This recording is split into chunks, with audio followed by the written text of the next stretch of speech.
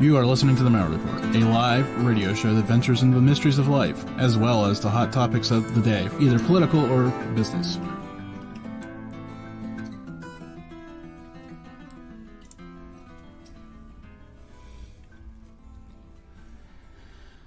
I'm sorry to those folks that had the earbuds on. I just actually pulled my headphones off. That music was really loud tonight. I'm sorry about that. I'm not exactly sure what's going on. I would fire my producer, but then the show would go away, and we can't have that.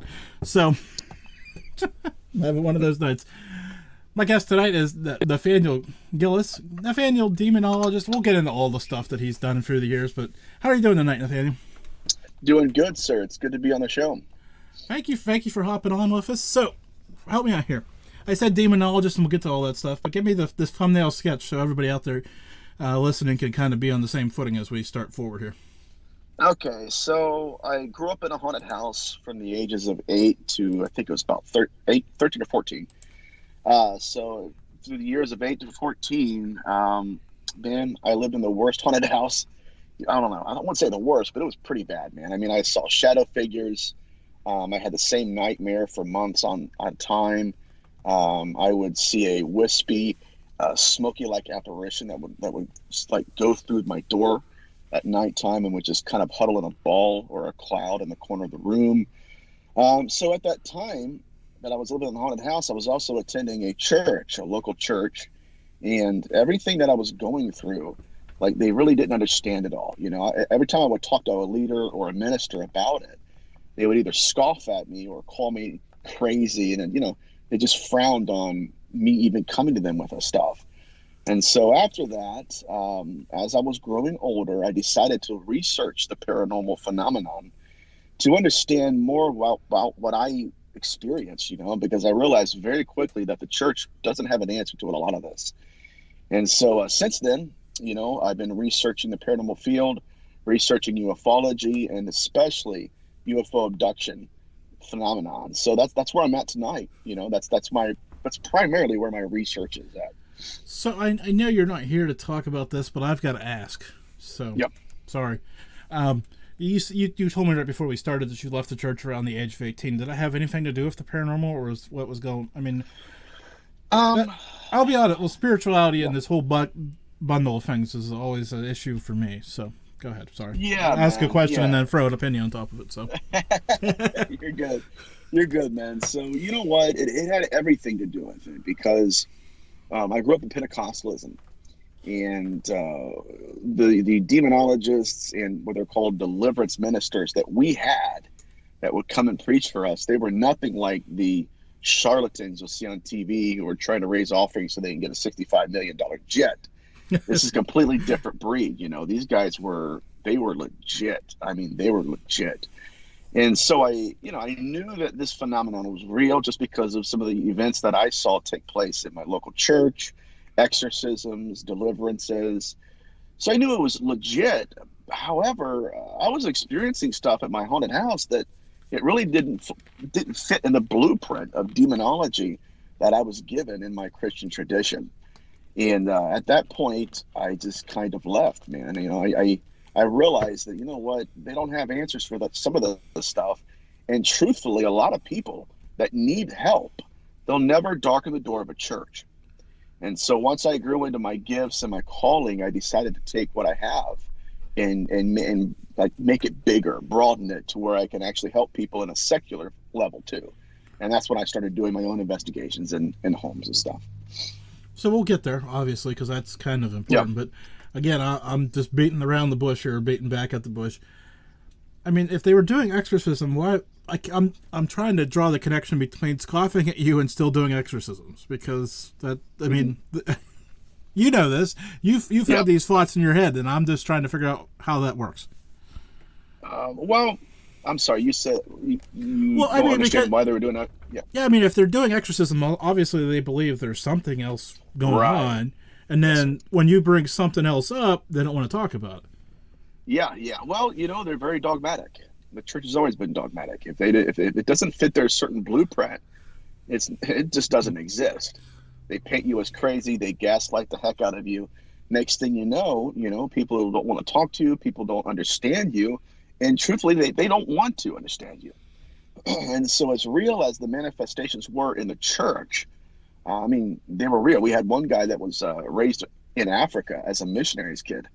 And he spoke fluent French, but he also spoke English. And so there was one day where he was walking the altars, praying for people. And when he did, there was a young lady who literally, she tried to claw him, like her hands, like she formed them in the shape of a claw. And she spoke fluent French and said, "Jonathan Suber, do you remember me?" And he said, "Yes." I mean, this dude was, oh my God, man, he was legit. He looked right at her and said, "Yes, I do. I remember casting you out in Uganda." So it was legit, but they didn't have room for me in terms of my research either.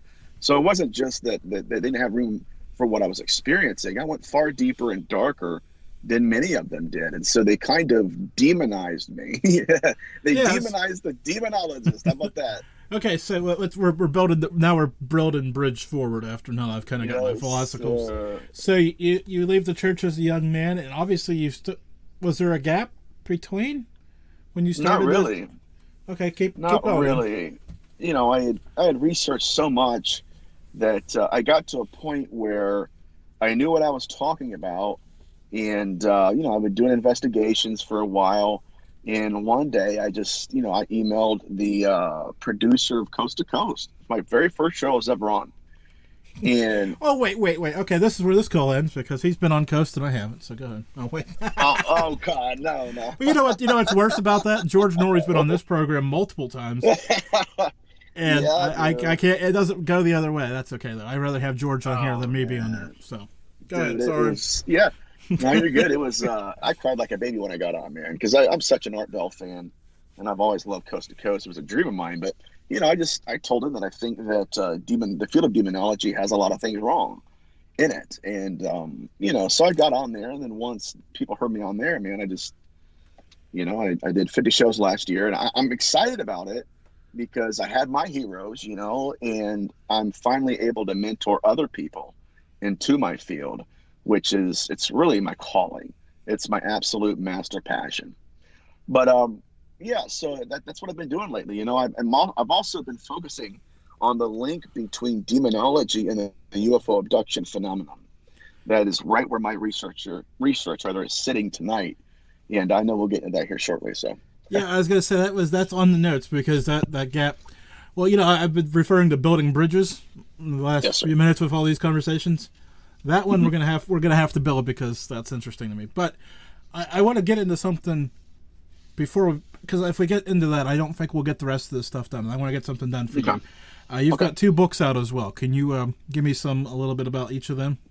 Yes, sir. So my first book is A Moment Called Man, and I wrote it in honor of a friend that I lost to addiction, and he was an empath who also was hurt by the church. And he didn't know how to manifest his gift. And so I have a line in there that the entire book is about this line. I say that a lot of empaths will medicate the gift they're called to manifest. And so in A Moment Called Man, I deal with what I call the disfigurement of destiny and how empaths can grow into their gifts without feeling guilty for who they are. So that's my first book. My second book is my first book on demonology. And that's called The Skin That Crawls. And I go headfirst into the UFO abduction phenomenon, and I link it all the way back to biblical antiquity. And I say basically my entire point of the book is that our ancient ancestors believed the UFO phenomenon was all a part of what's called the afterlife. So they believe that these entities are our ancestors who died and evolved into the beings that are abducting people. And so that's out for pre-order. You can find the link underneath my Instagram bio. Yeah, for those people listening, they'll be surprised to hear this, that my guest tonight does not have a Twitter account. Gosh. Man, I can't dang it. I'll admit it to you that I'm addicted to Twitter, so that's kind of surprising for people out there. No, but I'll go back to the empath thing for a few seconds here, because that's fascinating to me. Because a lot of people, like, I understand the premise that a lot of people feel things, and then, like you said, kind of try to avoid them or any number of ways out. So give me a little bit more about how if somebody is an empath out there, how that book will help. Give me a little bit more on that. Okay, well, basically what it helps people do is realize that you can't medicate someone else's pain. And what I mean by that is, as an empath, because I'm an empath myself, when I was growing up, man, I was hurting for other people, and I didn't know why. I didn't know what I was feeling. I didn't know if I was hurting because of me or if I was picking up something.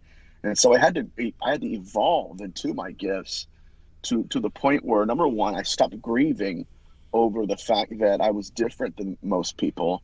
Number two, I began to love myself for what at one time I considered curses.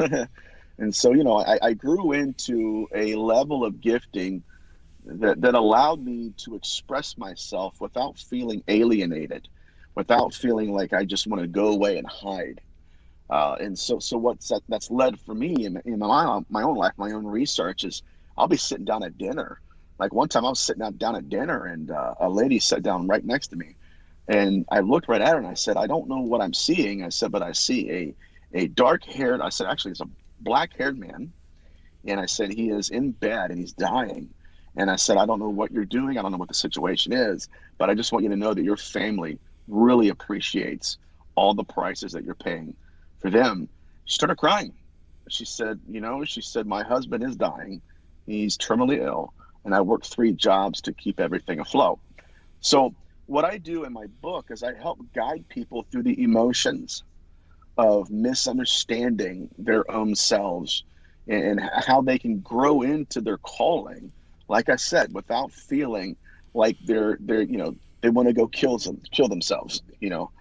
That's basically where I'm at.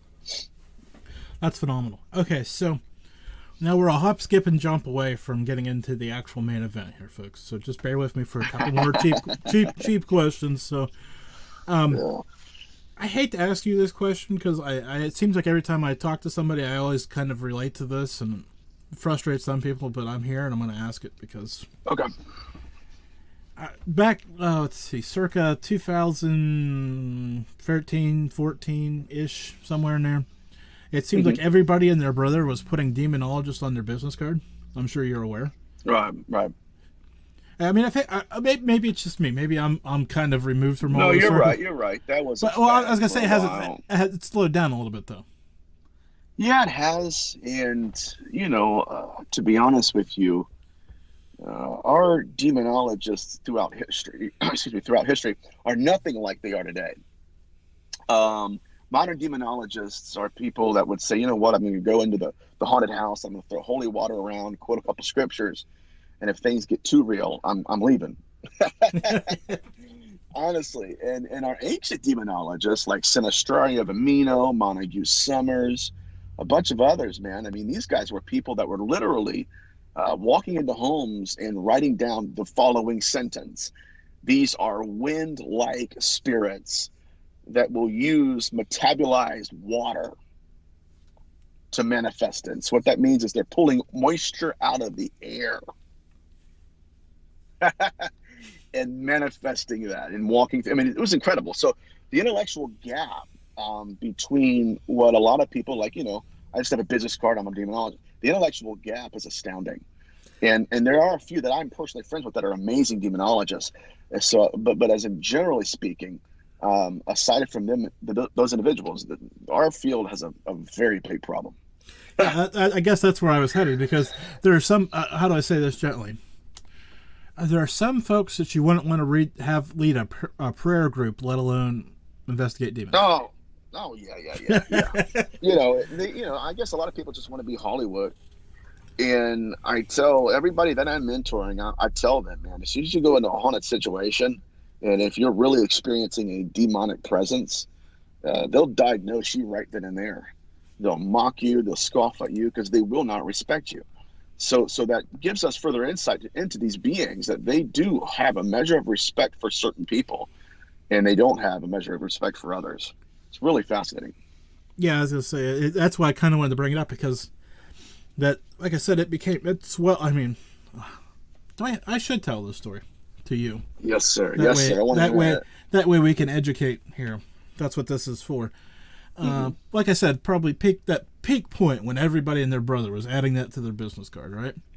One of them contacted me about being on the show, and I said, "Oh, you're a demonologist." I don't try to judge people one way or the other, but I said, "Hey, what version of the Bible do you read?" And they got offended to me about that, and I said, "Well, demons. I mean, that's all kind of. There's a link here, right?" Yeah, that's hilarious. I'm like, even if you don't necessarily go to believe a certain church or certain thing, that's where this comes from. Of course it is. And a lot of them will probably just tell you they don't know.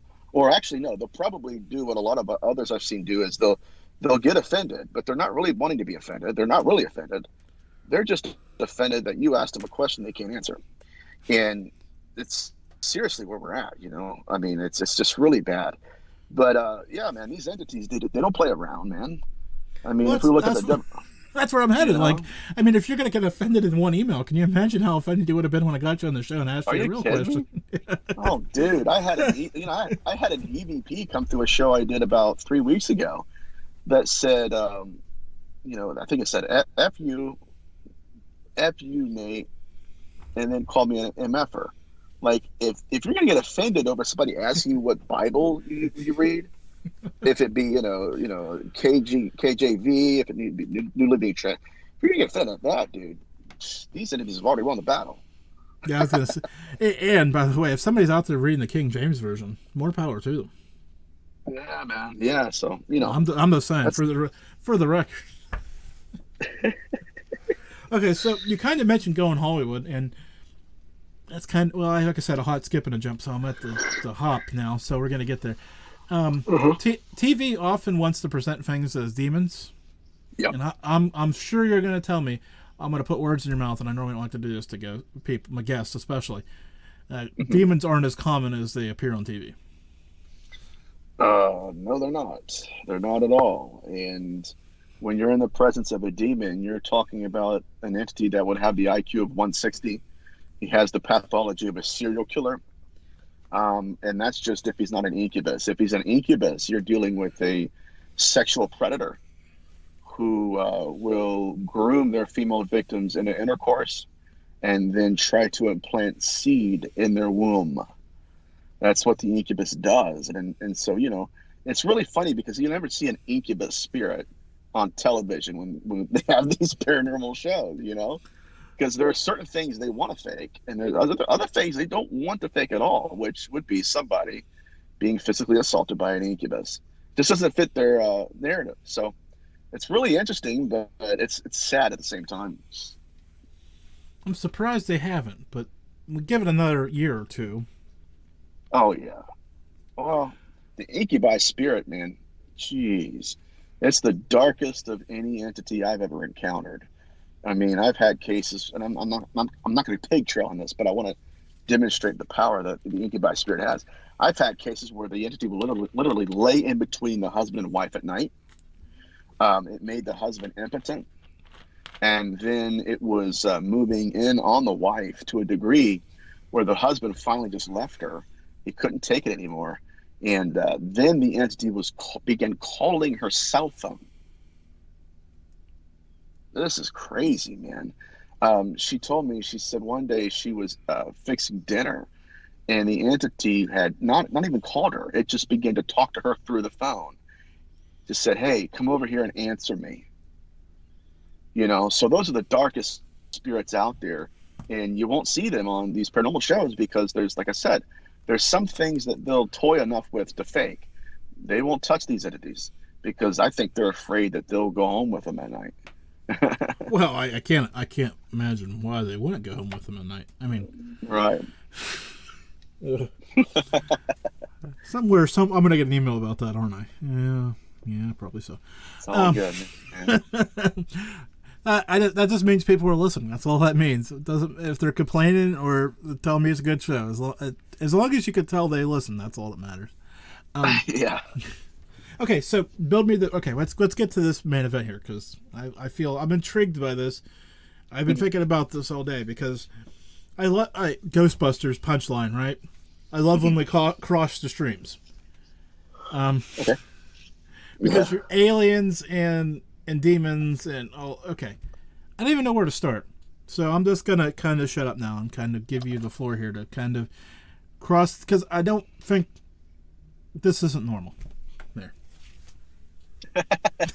You know what? It should be, man. I'll tell you what the biggest problem we have right now in the field is that we have ufologists who are trying to teach Bible scholars how to read the Bible, and we have Bible scholars trying to teach ufologists how to read the data. And they're overlapping and they're trying to help each other, but at the same time, they're entrenched in their own dogma. So if someone were to ask me, you know what, do you believe that these entities that are abducting people are demons? I would say no, but they're not demons in the sense of your traditional religious view of demons. They're not fallen angels. So we have to remove that sacred cow out of the way immediately. And so what really happens is that we have ufologists that will say, you know what, you demonologists are trapped in dogma and you think all of these entities are fallen angels. And then I answer them back and I point right in their face and say, well, no, we don't believe that they're fallen angels. And because you believe that we think they're fallen angels, you're entrenched in the dogma you believe we are entrenched in, right? Right. Play stupid games, win stupid prizes, you know? But that's my main point here. So if we look throughout history and biblical antiquity, our ancestors perceived these entities as ghosts, as disincarnate spirits. Matter of fact, if we go back to the necromantic rites in Mesopotamia, they have what are called the teraphim.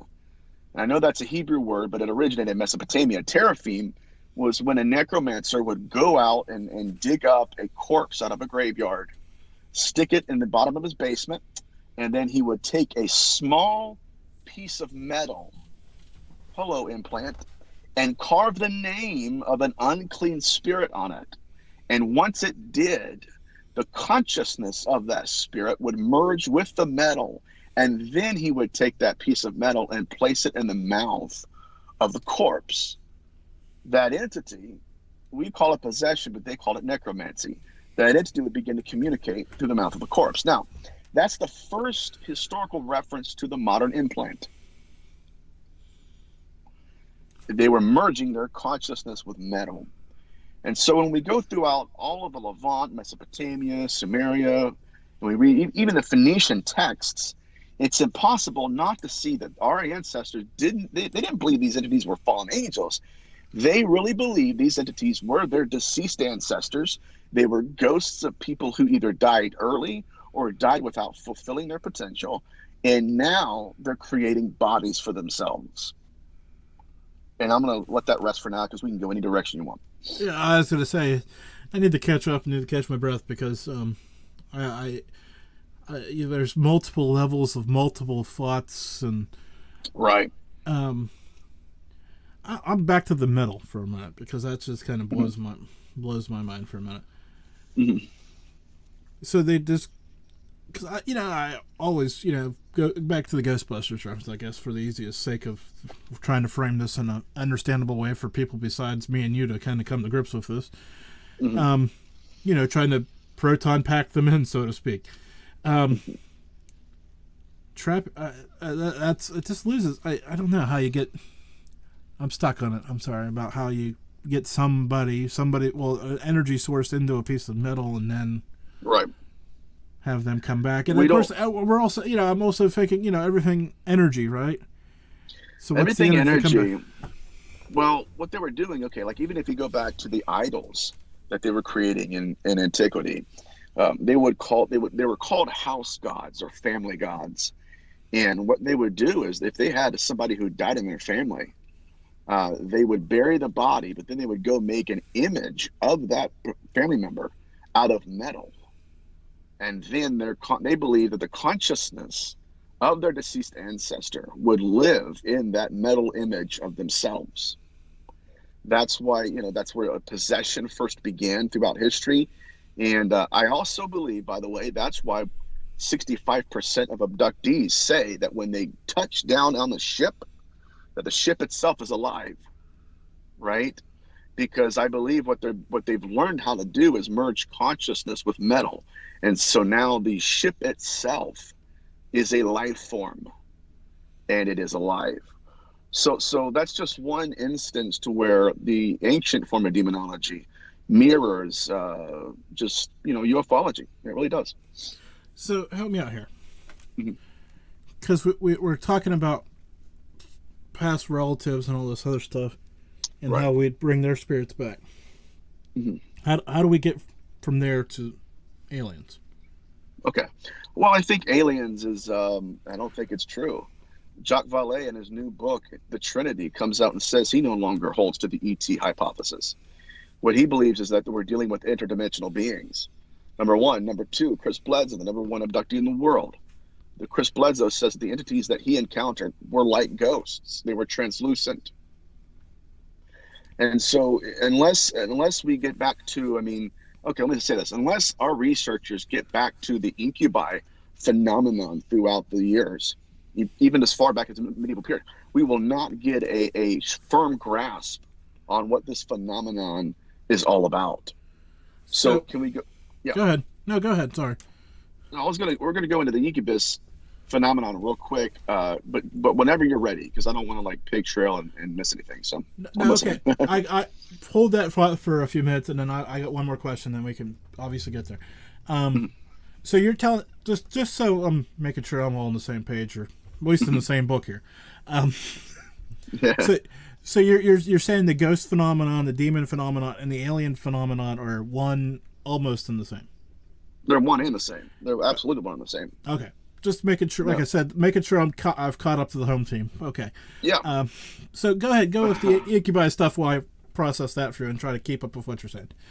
Okay. So yeah, the incubi phenomenon goes all the way back to Mesopotamia, and it's really about the legend of the Nephilim. And I know you probably heard about that, or you probably had somebody on the show that talked about it. But for those who don't know, because I didn't know at one time either, the legend of the Nephilim basically said that there were people who lived and died, and many of them were warriors who died on the battlefield. And what they did in order to recreate a new body for themselves, because now they're ghosts, what they did is they went and they interbred with women, mortal women, and then they created a species of necromancer. They were called the Nephilim in the Bible. And these were necromancers. They were sorcerers. And so basically, like when I went back into Genesis 6, it really was ambiguous to me. And the chapter didn't really shed any kind of light on how it actually happened, what the behavioral patterns of these entities were. And it wasn't until I got a hold of an ancient manuscript called the Apocrypha of John that mentions Genesis 6. It wasn't until I got a hold of that I really dug into this, and I thought, oh my God, it's the exact same thing as the UFO abduction phenomenon. If I talk too long, man, just tell me to shut up, and I'll, You've got half an hour. I'll tell you to shut up when the show's over. I told you that going in. All right, buddy. But in the Apocrypha of John, it said that these entities first manifested to women as apparitions. Exact same thing. Translucent entities. Just like apparitions.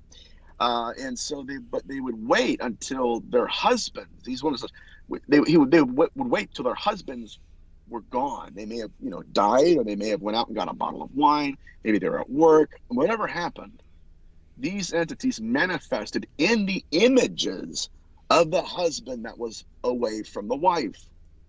Isn't it interesting? And so while they're appearing to the wife as the image of her husband, they then looked for a form of belief. Do you believe I am who I say I am? Or more importantly, do you believe I am who I appear to be? And if they acknowledge that, they would have intercourse. They would have intercourse.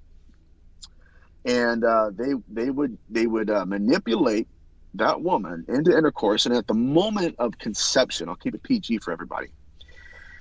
At the moment of conception, they performed a ritual. They stared into the eyes of the woman, and then they reversed their image into the apparition that they truly looked like. Now, according to history, we really didn't understand why they were performing that ritual. We didn't understand what that ritual meant to them or why they were doing it, like I said, until we noticed that ritual itself stems from what's called an obstetric tradition. Obstetric is a fancy word for childbearing and fertility. What they believed as our ancient ancestors was that whatever man the woman was focused upon at the moment of conception, she will birth the material image of in her womb as a child. Right? You follow me? Yeah, I'm following you. Somehow. Yeah. So we have our apparitions that are creating their own bodies that look like their apparitions. And so if we go back into, like Dr. Carla Turner's work, who's for those who don't know her, she's a famous UFO abduction researcher. She had a case with a man named Ted Rice. Ted Rice was abducted with his grandmother. They were on the ship, and this entity, as a hybrid, manifested and began to walk up to his grandmother and tried to groom her into intercourse. Right? That's the behavioral pattern here. And when she said, "I've only been intimate with one man, that's my husband, he's been dead for 11 years, guess what they did? They changed their image into her husband. This is called sexual pathology. And we see that all throughout possession cases. We see that all throughout the incubi cases. And also, this is going to blow your mind, also in the Dybbuk phenomenon, the Dybbuk phenomenon of the 16th century. It's all throughout it.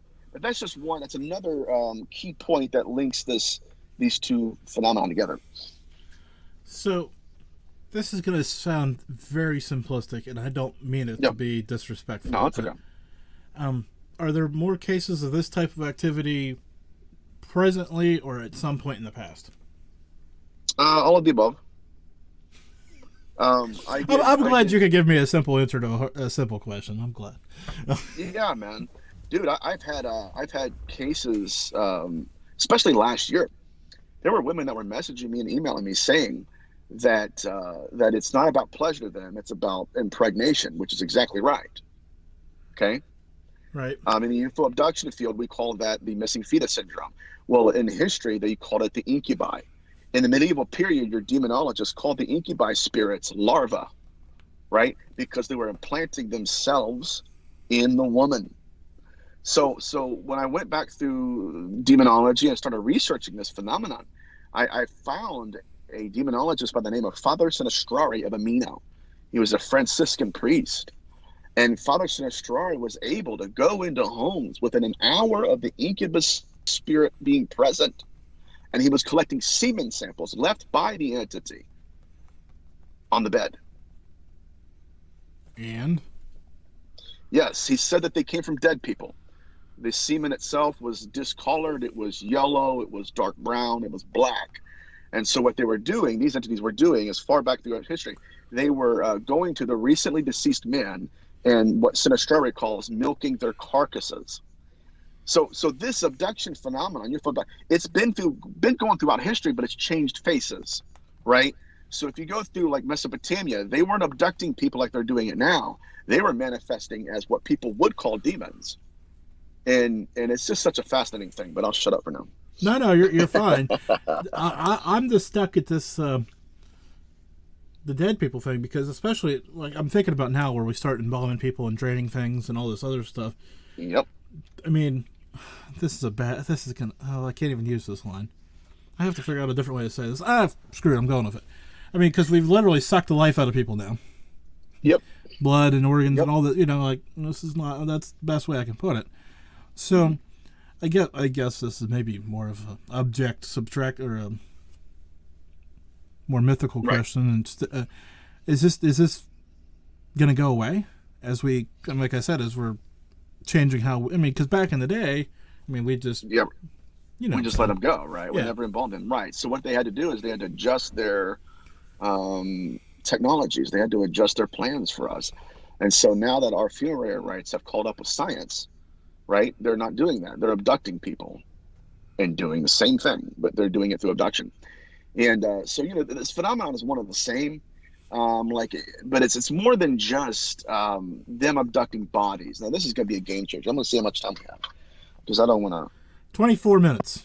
Okay, so watch this. I had a remote viewer, actually the son of a remote viewer, contact me after hearing one of my shows. And he's like, you know what? He goes, a lot of what you said tonight resonated with me. And he's like, I just want to talk to you on the phone. He said, because my father was a famous remote viewer.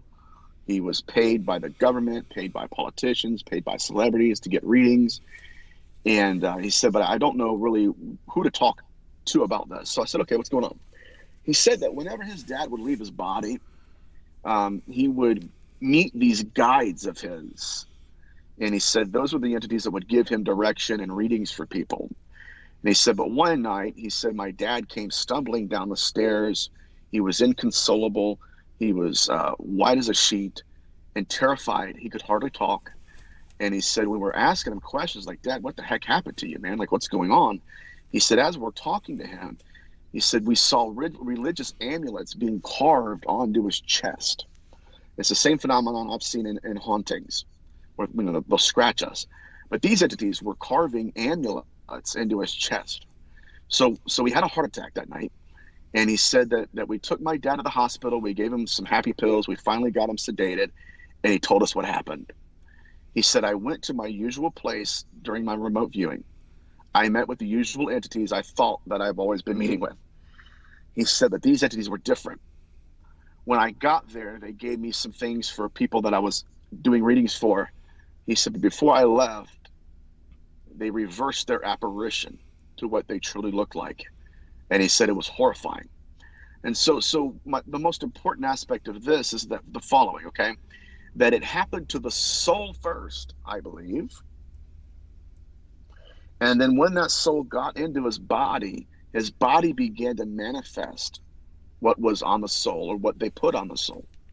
Now, I have a second case of that as an illustration. Betty Luca, one of the great abductees. Betty Luca and her husband Bob were both abductees, but Bob's testimony, he said that one night he turned around, he rolled over to see his wife's soul being pulled out of her body and going through the wall. Okay? Yeah, I'm following you. Okay. And so Betty Luca herself, she was conscious through the abduction. Without eyes, she saw, because it's her soul there. This is their testimony, man. It's great. It's very fascinating. But she remembered it all. She was conscious. She wasn't in her body, but she was conscious enough to understand what was going on. So now watch this. So now when she gets back into her body, because Bob Lucas saw that too, Bob Lucas said as soon as she got back into her body began to manifest a skin condition. Right? Okay. Scoop marks. So they didn't take the body, they took the soul, but the body manifested scoop marks. So it happened to the soul first, the body second. What do you know, if we go into the Bible, that leprosy was never what we have, like it wasn't never the Hansen's disease of modernity. Their form of leprosy, according to the rabbis, was a spiritual condition first. You see where I'm going here? Yeah. And then secondly, it was on the skin. More importantly, they said that anyone who had that form of leprosy, they must have come in contact with what is called in Hebrew, Lashon Hara, the evil tongue and or false prophets. Now, I never understood the false prophets that he was mentioning, but I realize now that what they're doing is that they're abducting people, right? And they're false prophets. So Ezekiel 13 says this.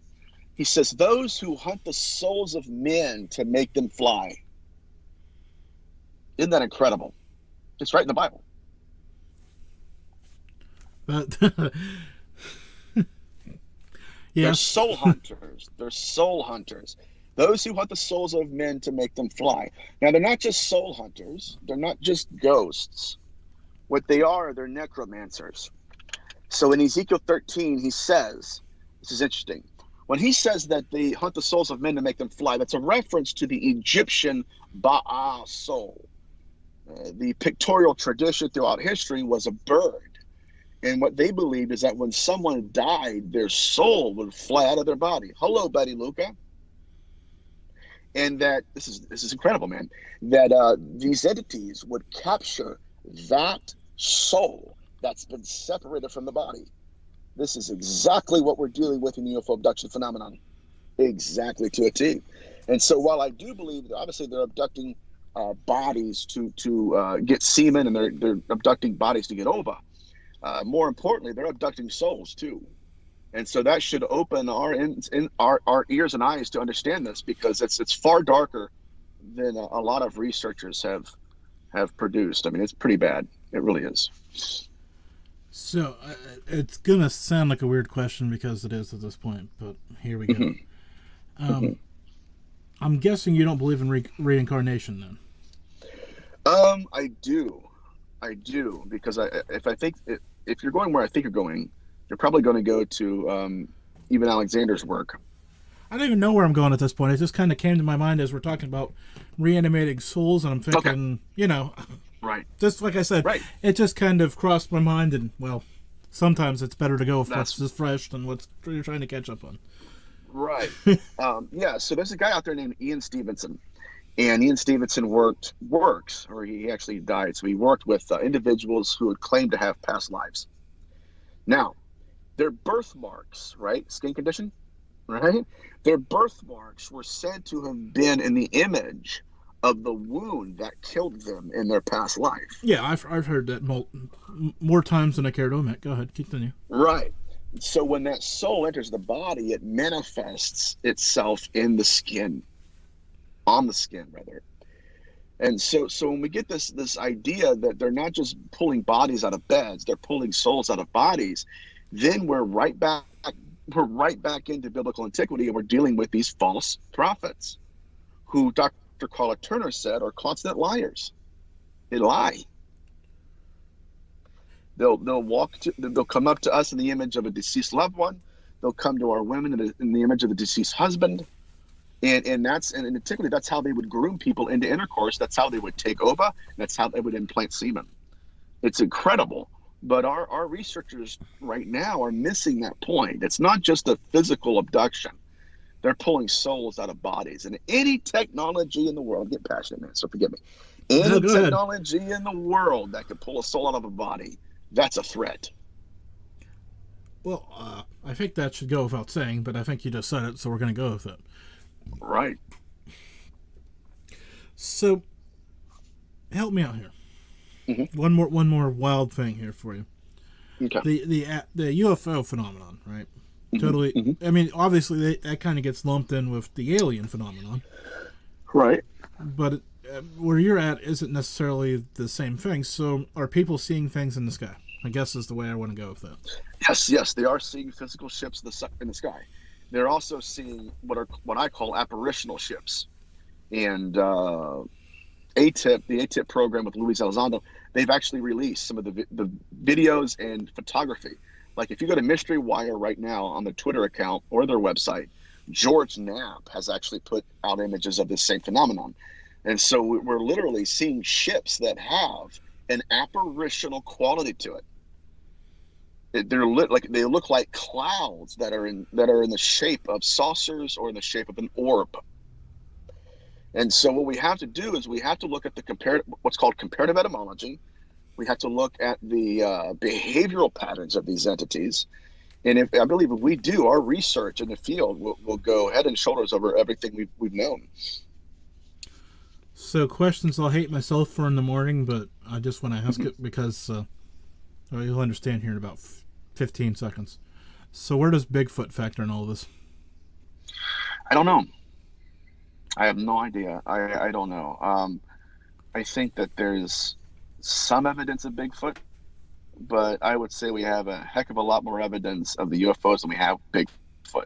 So I'm hoping that if we can solve the UFO enigma, that will kind of bleed and bake into the Bigfoot mystery. Because I've heard before about people saying he's interdimensional and all this other stuff, so I was kind of wondering. Right. And and I'm only asking. I'm only asking because then I can put it in the search notes because people search for that stuff. Yeah. Like I said, it's a question I hate myself in the morning for asking because it doesn't really fit. But people are looking for these kind of things. So. Yeah, it's interdimensional. It has to be, because these things have created huts out of foliage and sticks and all that stuff, and yet we can't find them. So it's almost as if, like I said, like you said, they're interdimensional. They'll be in one spot and they'll be in one small room, and then they'll leave to a bigger room, and then we don't see them anymore. It's just that's one of the craziest aspects of this, especially in the crypto world. So awkward. Wrong radio pause here because I know you said you did 50 shows last year, and I asked you to talk about the books, and then I didn't ask the standard follow-up question, which I've done for years, and now I'm just going to do it because I feel like I need to. I mean, I think most people know the answer to this question by now, but I'm just going to give you the opportunity in case there's somewhere else that I'm not thinking of. Where can people get the books? Okay, so A Moment Called Man can be found on Amazon, and it's gotten great reviews, thank God. I put a lot of my scars into it. A lot of things I've been through I talk about. And then The Skin That Crawls, you can pre-order it by following me on Instagram and clicking the link underneath my bio. And there we go. Easy enough. Well, kind of. Yeah. So you said your first book about demonology, which kind of leads me to ask this question. Are you working on another one? My third book? Am I doing that? I want to wait until the June disclosure comes out before I dive into my third. The third book is going to be deeper and more intense than The Skin That Crawls. So we'll see. It's going to take me a while to get the ideas out and get some of these ideas flushed out for my third book, because the second book is already flushed, right? We already got there. So I don't know. I want to wait until they come out with their stuff to really get an idea of what I want to write about. Do you think you're the first person to mention this June disclosure, and I haven't had an opportunity to talk to anybody about it, so unfortunately, tag, you're it. It's all good. Do you really think there's going to be anything of substance that will change anybody's mind who may be on the fence? I don't know. I agree with Richard Dolan when Richard Dolan says there's a red line that can never be crossed according to the government, and that would be them admitting that there is an ET or interdimensional presence in the earth. I think that they're not going to go as far to say that, but I do believe that they're going to say, hey, listen, there's something here that we cannot compete with. They're shutting down our nuclear weapons from 70,000 feet in the air. I mean, any of this should really concern us as mortal humans. So if it's anything, I believe it's going to be more of the same. It's going to be exactly what we've had in the past. It'll just be a little bit more, right? A little bit more of the same. Yeah, I'm not going to get too deep. Yeah, I was going to say, I'm not going to get too deep. I don't think they're going to give us everything because they've never given us everything on anything. Exactly right. Even things that. Like, I always bang on the JFK assassination. I'm fascinated by it. But we still can't even get unredacted things about that, and that was 60 years ago. Right. And here's the other problem that I have.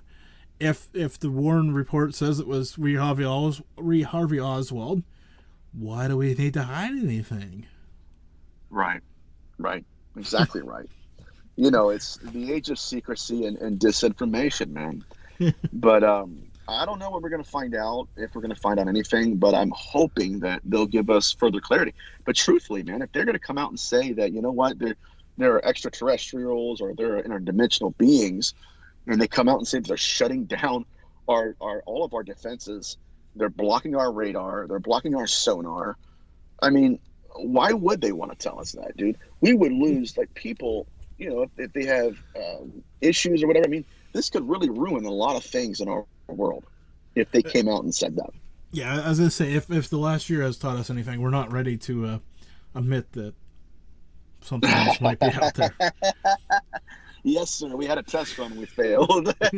As you say, toilet paper shortages would be the least of our problems. Oh, yeah, I know. Like, we don't have any gas, but what's that in the sky?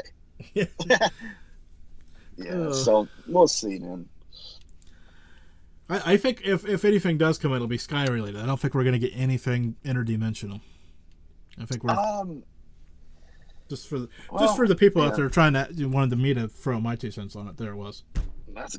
We'll see, man. I mean, even if it is UAPs out there, these things are popping in and out of our reality. Like if you look at the radar and the sonar records, these things are dropping out of the sky from 80,000 feet to 1,000 feet in a second. Boom. It's not like they're just dropping. No, it's like they went somewhere at 80,000 feet and then popped out somewhere at 1,000 feet.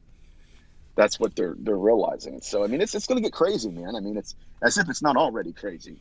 They're pulling souls out of bodies, man. I don't know. I mean, if that's not apocalyptic, I don't know what is. Well, they're of course the minds were just a little bit wrong. Of course, it's 2021, so maybe somewhere somebody was dyslexic or something. You know what it sounds like? It sounds like the aliens are looking back at 2020 and says, "Hey, Corona, hold my beer." Could be. I don't know. Yeah, I hope not, man. I really don't. Well, something has to, right? I think it's just kind of at that spiraling point of something's going to be something. Yes, sir. That's good right there. Hoping. Something's going to be something. Put that on a T-shirt. That's right. The most ambiguous thing in the world. Yeah, something is going to be something. And when that something's something, we're going to know something. Someday, somewhere, something will be known. Oh, boy! If that should be the working title of my book. Something, someday, somewhere. You know what that reminds me of? It reminds me of the one episode in The Office where Michael Scott is asked by David Wallace. You know, he says, Michael, your branch is the only profitable branch in the country. He's like, and regrettably, I have to ask you, how do you do it? And Michael Scott says, well, under no circumstance. I don't care who you're with or what you're doing. I don't care if you're with he goes on this pig trail. And then when they interview Michael Scott, he says, sometimes I start a sentence and I have no idea where it's going. And so then it flashes back and Michael's still saying, and under no circumstance, he just couldn't do it. It's so funny. All right. Oh, yeah. No, it's good show. I enjoy The Office. It's one of those, people that don't get it. And of course, there's shows like that. Like, I mean, I enjoy Seinfeld as well. And of course, there's my wife, bless her, she doesn't get it. Like I'll take that back. I was watching it the other day on Hulu, and she actually laughed, which means I've watched it enough that she actually, is starting to catch what it is. So maybe, right? But it's one of those things. I don't know. Go ahead. I'll tell you what, man. There's and I know this is. Your listeners are probably like, oh my God, I did not sign up to listen to Seinfeld and they listen to everything I throw at them. They get all sorts of good stuff. God. Sweet, man. So there's if your wife doesn't like it so much, show her the episode where Kramer and Newman start recycling pop cans. And so Newman and him, they're both on the highway, and Kramer's like, man, he's like, we're holding this truck down. He's like, somebody weighs too much. And so he looks at Newman and kicks Newman out of his own truck. And Newman is falling and stumbling on the highway. And Kramer, oh, shut up, dude. But that was so funny. That is good. That, man. That's awesome. That is good. I hadn't really tried to figure out which one to actually make her watch, because I've just been watching them. Actually, what happens though? This is what happens. It just becomes background noise for me, and every once in a while you look up and it'll be that line, and you can laugh. You don't have to be hyper focused on it, which is good. That's some good TV, man. That's some old school shows, man. I mean, I'm a '90s kid, so I grew up on that. And Frasier is one of my favorites. It's not my absolute favorite, but they don't make shows today like they did back in the day, man. No, they definitely don't. And I was talking about this show the other day with one of my Twitter followers. Sorry, you don't have any of those. Oh, shoot. That is funny. an underrated show from the 90s, and I have to say this, and I have to get this on the record because I think it's going to come back for some reason, and that's news radio. I don't know why. I think that show was underrated in its day. And I think it's sneaky. Phil Hartman, man, sneaky funny. Oh God, Phil, he was the best, man. He was incredible. It's a shame what happened to him, but yeah, that's right, man. I hope they bring it back, but the damning danger of reviving old shows. Oh no, I'm not saying like bring it back. I think it's gonna. Oh, people like us are gonna start talking about it, and people are gonna be like, "News radio, I didn't watch that when it was out the first time." Right. And now that's it's actually just gonna. The best feeling in the world, right? Because you're like, I never watched that. And you dive into it. I love that. So for those people out there who kind of like The Office and kind of like Seinfeld and haven't heard of this news radio stuff that we're talking about, what? Sorry, I'm reading my chat room. We're live, so you'll have to apologize for me just dropping a what. Right. Germantown Runner just popped up in the chat room. New Night Court is getting a reboot. What? Why? I hear Frasier's got a reboot too, man. And I'll continue. Why? I know, right? I'll just stick with the old stuff, man. But yeah, there were better shows back in the day than there are now. I mean, obviously, I'm glad that they're trying to make these shows, but you look at some of the shows that they're making now, and you just can't do what you did back in the 90s or late 80s or, heaven forbid, earlier than that. Mm-hmm. It's a whole different world, man. Sadly. I don't know. I don't know if it's good, bad, or indifferent. Of course, someday I'm sure people listen to my show and go, that guy was a nut. No. He talked like that. Man. You're good. Oh, man. Man. You're sad. No, I don't even know where to go. We've got a minute and a half left. I feel like I'm at that point where, oh boy. So first and foremost, I guess I'll go here. Thanks for coming on and hanging out with me and enlightening me and entertaining me too. We kind of got a little of that other stuff, so that's all good. Kind of glad we got to end it on a I don't want to say upbeat note, but I don't want to say happy note either. But it was good to have a lighter note for sure. Yeah, because we were laughing before we started the show, and then man, we got pretty deep there, and now we're kind of back to laughing. So that's all how I kind of like to have things go. So. That's good, man. Yeah, I'm glad you guys had me on, and thank you for the opportunity to talk about my research. It really meant a lot. Yeah, thanks, man. And if you do write that third book, make sure Michelle bugs me and get you back on and all that fun stuff. Awesome, Bob. All right, and I have more jokes lined up too. It'll be a blast. Me too. So we'll have a good time. Okay, have a good evening. Yeah, you too. So that's Nathaniel Gillis there.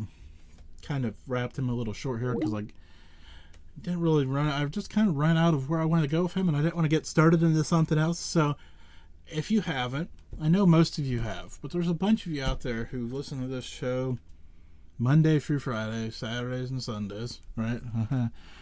Who don't take the time. Leave those reviews, leave those comments places. A lot of great things happening around the world right now with podcasting. I don't know if you've all caught that. But it's booming right now, and it's a hard market to crack. So everything helps, and so yeah, thanks for being here. Thanks for being part of this all. Paranormal the next few weeks. So if you're a paranormal fan, look out. This is probably the month for you. Until the first week of June when we talk about whatever that is we're talking about. I had totally slipped my mind, but we'll get there. Next 2 weeks for sure, paranormal, world spiritual, and then we'll have another one of the best guests in the history of the show. One of my favorite guests in the history of the show. So, looking forward to that as we stare down the 10-year anniversary of the show and get back to producing whatever we're going to go with next. So, I want to thank you all for listening. Brian, don't hurt yourself on your way out. Duck Pond is soft, so please remember that. Have a good evening, everybody.